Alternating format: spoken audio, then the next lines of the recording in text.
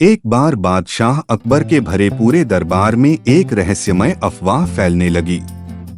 एक जादुई तोते की फुसफुसाहट जो किसी भी प्रश्न का उत्तर दे सकता था, सम्राट के कानों तक पहुंची।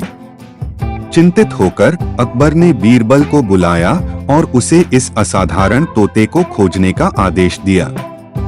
बीरबल, जो अपनी चतुराई के लिए जाने जाते थे, जादुई पक्षी का पता लगाने की खोज में निकल पड़े। उन्होंने बाजारों, गांवों और घने जंगलों की यात्रा की और ऐसे किसी भी व्यक्ति से सुराग मांगा जिसने तोते को देखने का दावा किया हो।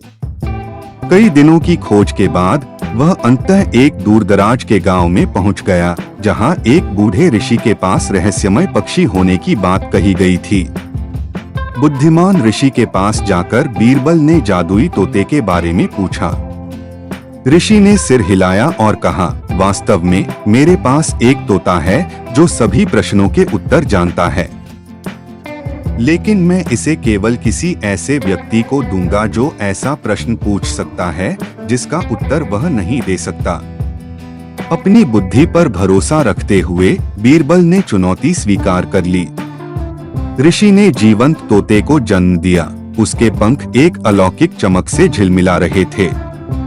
बीरबल ने एक पल के लिए सोचा और फिर अपना प्रश्न पूछा, मुझे बताओ बुद्धिमान तोते, वह कौन सा प्रश्न है जिसका उत्तर आप नहीं दे सकते? तोते ने बिना किसी हिचकिचाहट के उत्तर दिया, अभी आपने जो प्रश्न पूछा है। बीरबल की चतुराई से प्रभावित होकर संत मुस्कुराए। अपने वचन के अनुसार उसने जादुई तोते को तेजतर्रार सलाहकार को सौंप दिया। बीरबल मंत्रमुग्ध पक्षी को लेकर शाही दरबार में लौट आया। तोते की क्षमताओं का परीक्षण करने के लिए उत्सुक सम्राट अकबर ने उस पर जटिल प्रश्नों की बौछार कर दी। सभी को आश्चर्य हुआ जब तोते ने प्रत्येक का सटीक उत्तर दिया। हालांकि अकबर मात खाने वालों में से नहीं था। उसने अंतिम प्रश्न किया, बताओ तोते, मैं कब तक जीवित रहूंगा? तोता चुप हो गया और अदालत की सांसें अटक गईं। एक क्षण बाद तोता बोला, जब तक तुम्हारा सबसे विश्वस्त सलाहकार चुप रहेगा।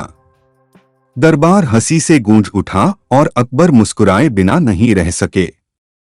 बीरबल ने आंखों में चमक लाते हुए बादशाह को प्रणाम किया, यह महसूस करते हुए कि जादुई तोता वास्तव में बुद्धि में अपने साथी से मिल गया है।